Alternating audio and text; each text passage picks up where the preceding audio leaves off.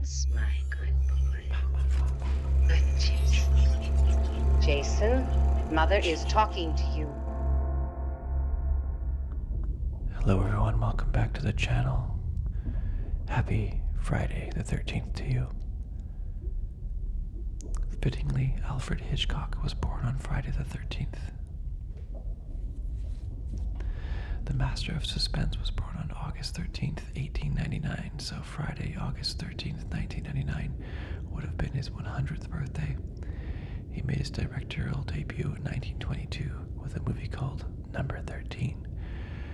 Unfortunately, the number was doomed from the start and never got off the film was doomed from the start and never got off the ground due to financial troubles.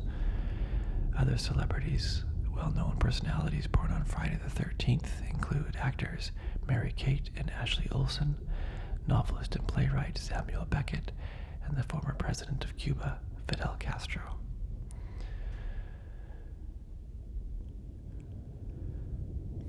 The commercially successful Friday the 13th enterprise includes 12-hour movies, a television series, and several books that focus on a curse, superstitions.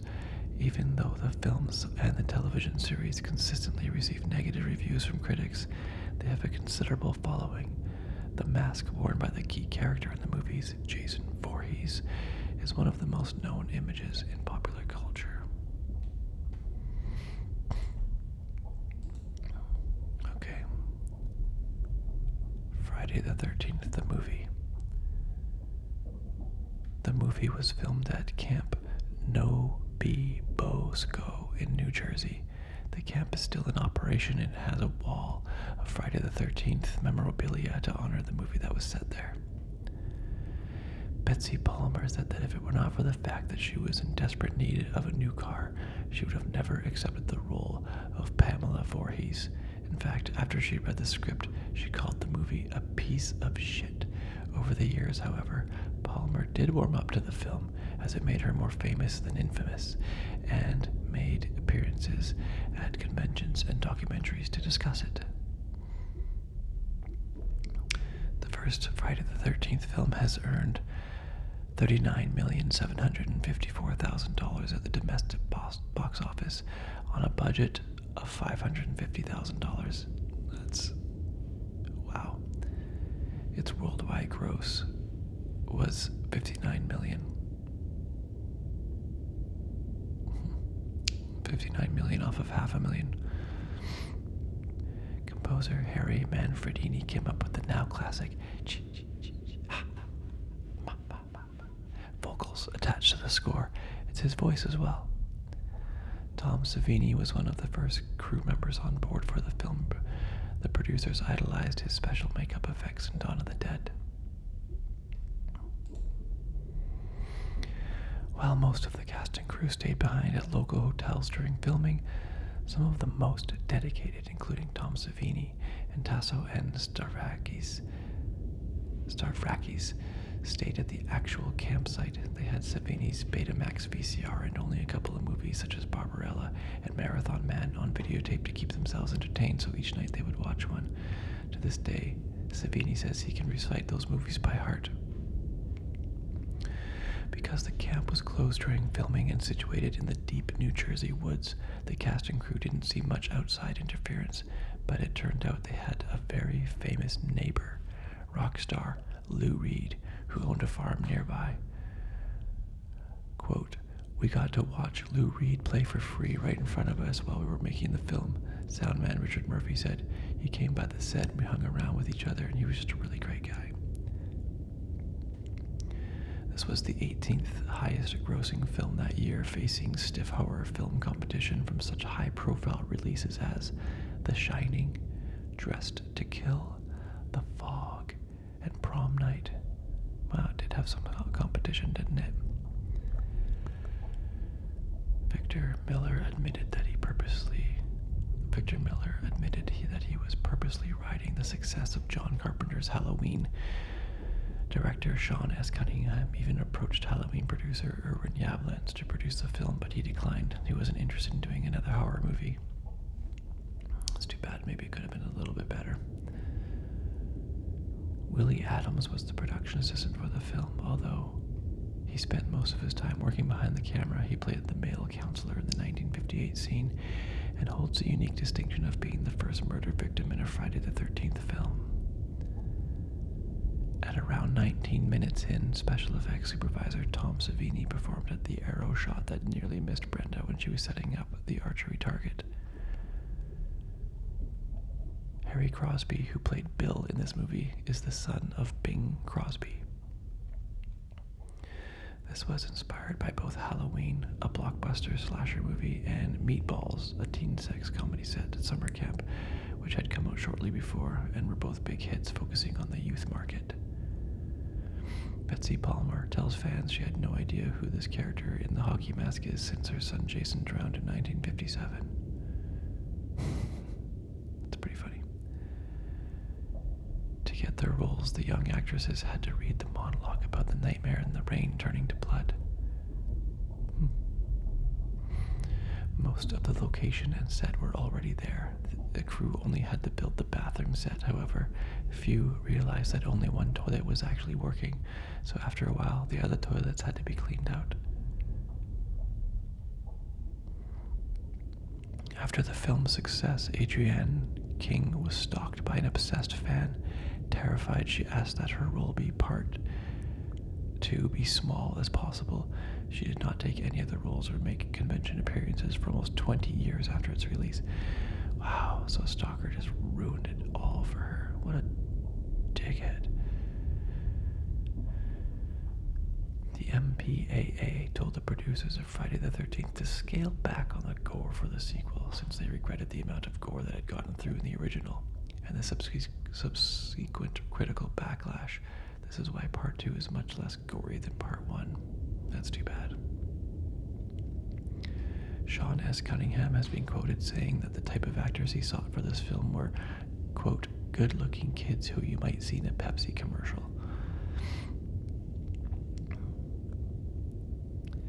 Most of the stars of the original movie were actually Broadway stars who were sent over by a Broadway casting agency. The movie debuted in a Broadway movie house. Jason is not mentioned by name until 1 hour and 16 minutes into the film. Sean S. Cunningham was so sure the title Friday the 13th would sell the movie alone that he took out a full-page Variety ad over the 4th of July weekend of 1979. Without a script or even a premise, it worked, as Phil Scuderi, the financier behind this previous movie Together and The Last House on the Left in 1972, which he had produced, contacted him and offered to cover 25% of the proposed $500,000 budget. Cunningham went into production, hoping to raise the rest of the money along the way until Scuderi wanted to put up the entire budget. Cunningham turned him down as he didn't expect that the movie would earn back its budget, and the actual long-term part of the deal it could royally screw him, so production was halted. However, nobody else was offering to put up the entire budget like that, so he changed his mind the next morning. Harry Crosby was attempting to make a go of it as an actor without leveraging any connections available to him as the son of Bing Crosby. The producers have been accused of casting Harry to further mimic Halloween, which cast the daughter, Jamie Lee Curtis, of well-known actress Janet Leigh, Tony Curtis, as its female lead. Today, they claim that the prospect of having Crosby's son as an ostensible male lead was something that only later realized could be used in marketing down the road.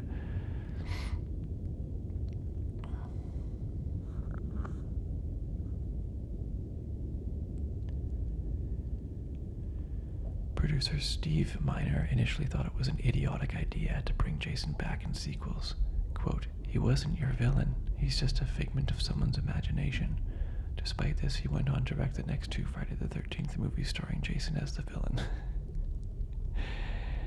Okay.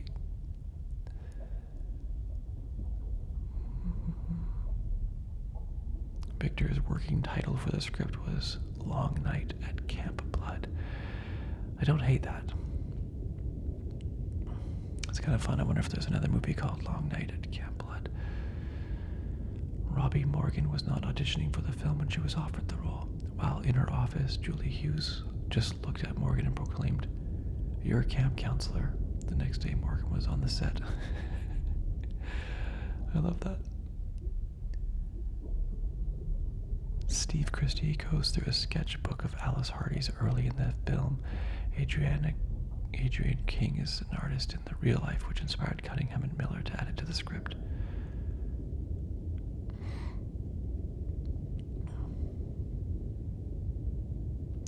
This movie launched the acting careers of both Adrienne King and Kevin Bacon.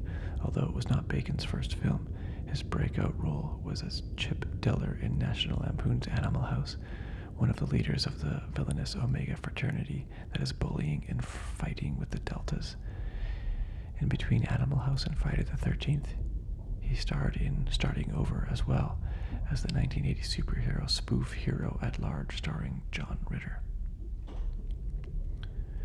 Brian De Palma said the following of the Jason jumps from the water scene, which the filmmakers admit was a ripoff from the jump scare in Carrie when Carrie reaches up out of the earth to grab Sue Snell's arm.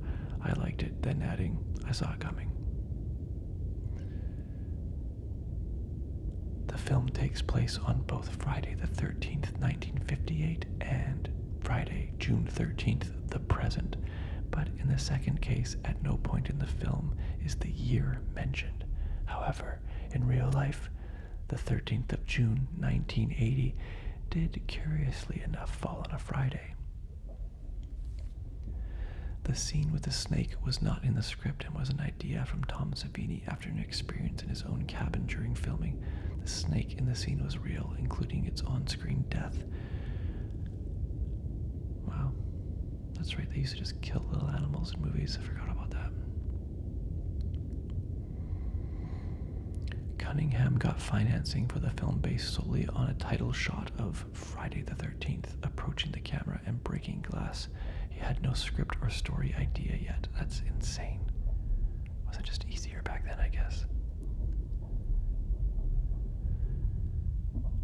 Sean S. Cunningham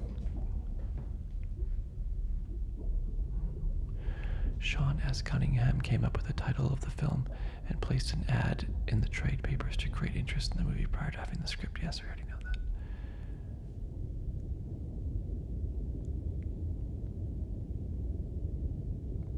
that. On opening weekend, this film reportedly grossed over 10 times the production cost.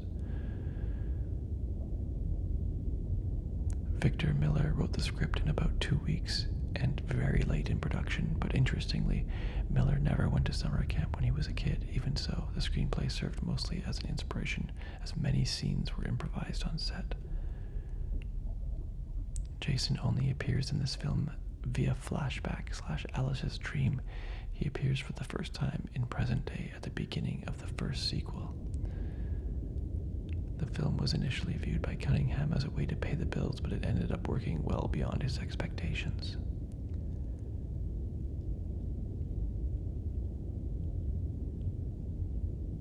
Cunningham doesn't buy the whole sinners must be punished scenario that many slasher films seem to support. Instead, he simply sees it as bad things happening to good people for no apparent reason. Cunningham also didn't like Gene Siskel's complaint that the film was misogynistic and that Cunningham is a little tougher on the girls in this movie than he is on the guys. Cunningham said the film is not meant to be sexist, and both males and females get punished equally in this movie. John Carpenter was similarly dismissive when critics complained that Halloween was pushing an old treatment. Puritanical sex must be punished by death moral code on the audience. Deborah Hill, his co-producer and screenwriter on the project, said in response, quote, I think that people are reading moral and sociological messages into a simple horror story that has no agenda to lecture the audience in any way.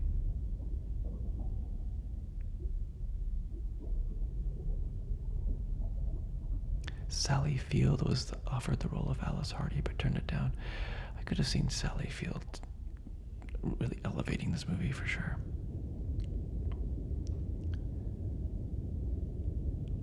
Two Jeeps used in this film are actually the same Jeep shown with and without its soft top.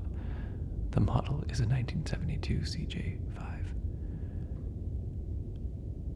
Jason's father is never referenced in Friday the 13th movies. However, in comics and novelizations, he is said to be a man named Elias Voorhees, who is very cruel and abusive to Jason. An unused Jason and Freddy, quote, team-up screenplay from the early 1990s, written by Louis Abernathy, features a brief scene with Elias that ends up with Pamela murdering him. Yeah, I guess we haven't seen much from his father. I feel like that's a story thread that could be something in another horrible Friday movie.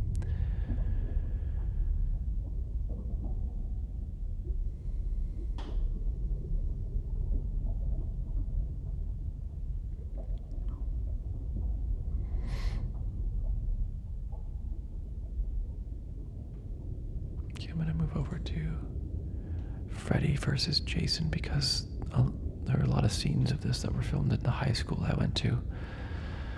And so I have a special attachment to it, and a few people I recognize in the audience. A few people I recognize in the background. And when there's like crowds of high school students, yeah, those are people at my high school. Some of them. Okay. According to Robert Englund, his Freddy makeup was so thick that he couldn't tell how hot it was from the fires during filming. When he got in to have his makeup removed, it had bonded itself to his face. The final film in which Robert Englund plays the role of Freddy Krueger. James Wan was originally going to direct this film, but originally committed to directing Saw 2004 and was too busy for other projects. Standing at 6'5" tall, Ken Kirzinger is the tallest actor to date to play Jason Voorhees. This was the first Freddy movie not filmed in the United States, and the filmmakers had to search for a new house that would resemble the famous Freddy Krueger Elm Street house from the first 7 Nightmare films. Huh.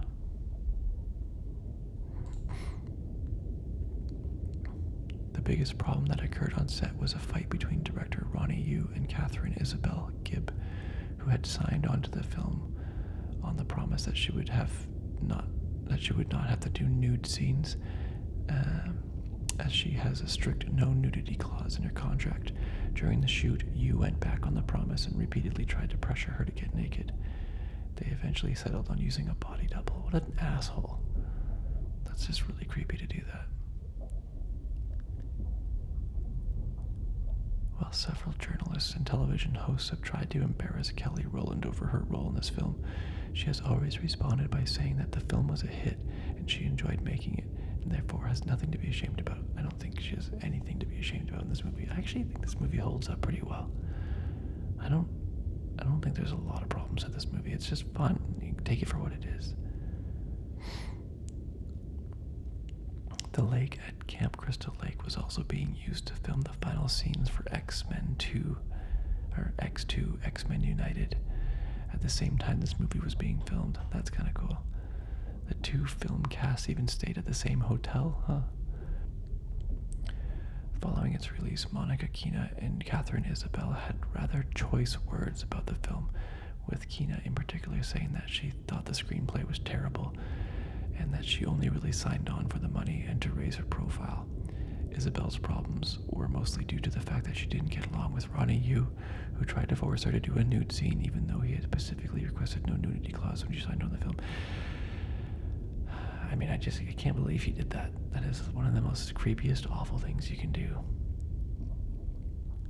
Trying to force someone to get it. Come on. That's actually, now I don't like you. Johnny, what's his name? I don't like this guy anymore. Ronnie Yu. Go fuck yourself. Robert Englund was excited at the casting of Catherine Isabel as Gibb, as she was a big fan of her cult film Ginger Snaps, as a Canadian werewolf film.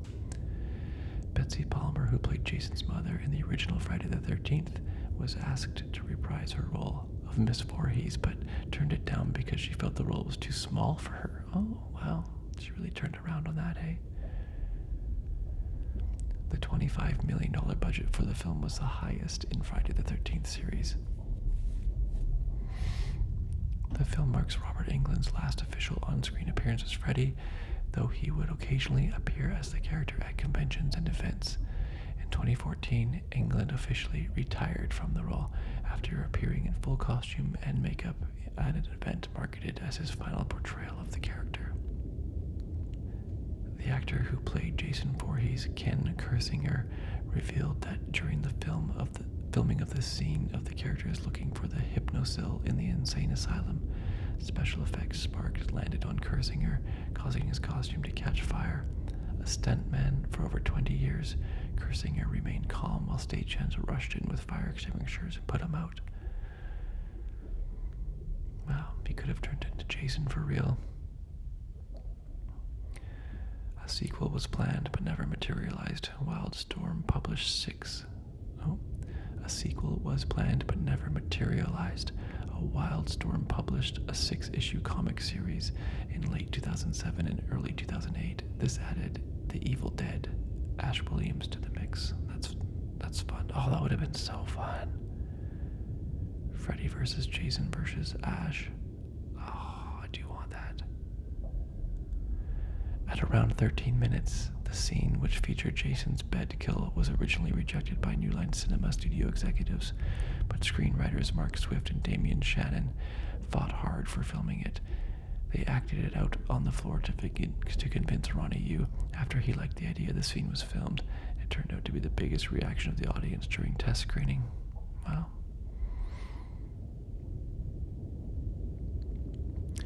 During the film's long gestation period, let's try that again. During the film's long gestation period, at least 17 scripts were submitted, most of which dealt with cults that were attempting to resurrect Freddy and Jason to come back and fight. These were eventually turned into one script that the producers decided for some time to go ahead with, but they eventually changed their minds as they could not agree on the ideas proposed. Eventually, in 2001, Damien Shannon and Mark Swift came in to pitch their ideas without restrictions while they were working on another project for New Line Cinema. The two noted that most previous writers had ignored the mythology and history of the characters. So their approach was to basically keep it all intact, make it all count, don't discount the other movies, and the fans will love you for it. The producers felt that their script was indeed much closer to the Freddy and Jason backstories. Yeah, good call. Just give them what they want. According to the director, the special effects team used 300 gallons of fake blood for the movie. Hell yeah, that's fun. 300 gallons, I'm trying to visualize that. In several early drafts of the script, the two twists were considered that would have connected the pasts of Freddy Krueger and Jason Voorhees. One considered twist was that Freddy either raped or had a consensual sexual partner. Let's skip that one. I don't like that word.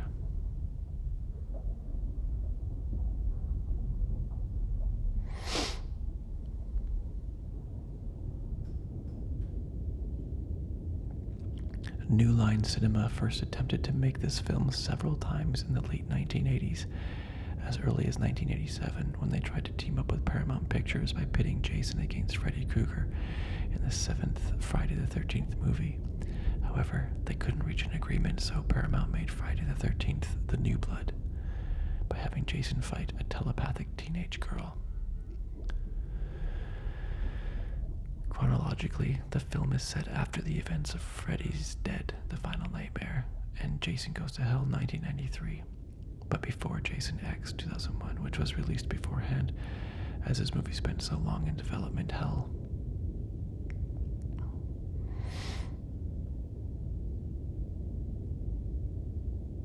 Rob Zombie was offered to direct, but turned it down due to his work on his pet project, House of a Thousand Corpses.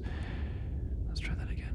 Rob Zombie was offered to direct, but turned it down to work on his pet project, House of a Thousand Corpses. He would later make Halloween 2007 and a remake of Halloween, which was the third big horror franchise in the 1980s, aside from Nightmare on Elm Street. Yeah.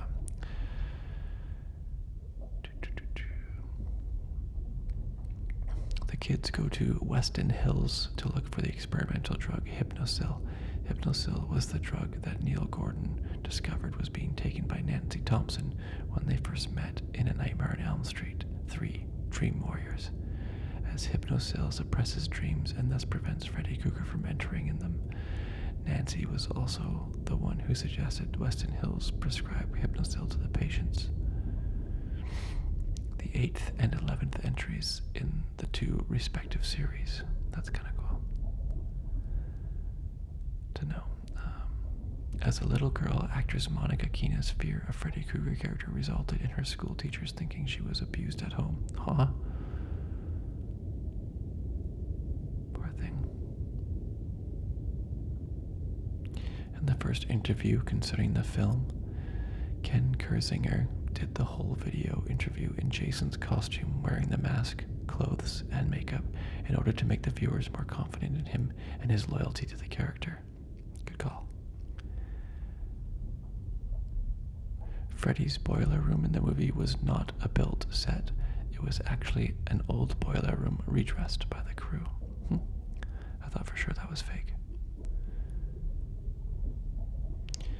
At around 19 minutes, the goat scene in Blake's early nightmare sequence is a reference to Tina's nightmare involving a goat in A Nightmare on Elm Street 1984. At around 6 minutes, Jason's regeneration at the start of the film is similar to Freddy Krueger's regeneration in A Nightmare on Elm Street 4, The Dream Master. One early version of the script called for the beginning of the film to take place in medieval times, while another called for the beginning to start out at Camp Crystal Lake with Jason getting arrested. Another script was to have the beginning of the film take place on the eve of the millennium. I like the third one. Medieval times could be fun too.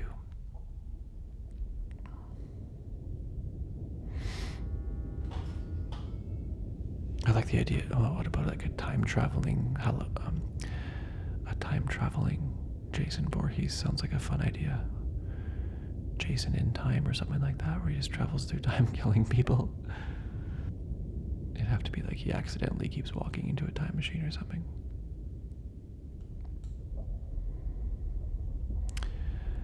Not counting the flashbacks, Freddy only kills one person in this film. The ending, Freddy's wink, was Robert Shea's idea. Throughout the movie's production, no one could decide who should win, Freddy or Jason, nor what to do with the remaining human characters. In the documentary Never Sleep Again, The Elm Street Legacy, screenwriter Mark Swift revealed Kia's original final stand involved her telling Jason she wasn't afraid of him anymore in the way Nancy stood up to Freddy at the end of Nightmare on Elm Street, not realizing this would have no effect on him.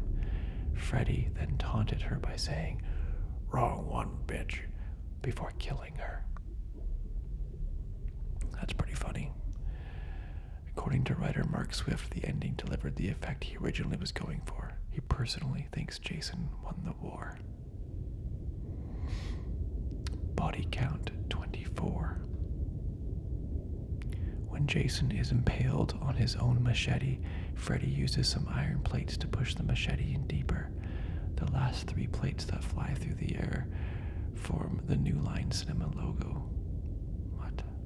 I'll have to look out for that. At around 21 minutes, the call letters of the news station show on the television in the hospital are the KRGR, a reference to Freddy Krueger, which is also the name of the radio station that Johnny Depp was listening to right before he died in A Nightmare on Elm Street. At around 1 hour and 24 minutes, the way Jason looks at his hand after Freddy cuts off his fingers is a nod to Friday the 13th, the final chapter. When Trish stabs him in the hand between his fingers, he stops what he's doing and looks at his hand the same way. When Jason walks out of the water holding Freddy's head, Freddy winks. Many people believe this to be a special effect, but it wasn't.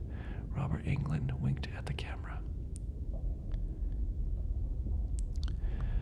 Okay, well, I think I'm going to end it there. Thanks so much for watching. I just wanted to do a quick Friday the 13th episode since it is indeed Friday the 13th. You'll catch me in the next one.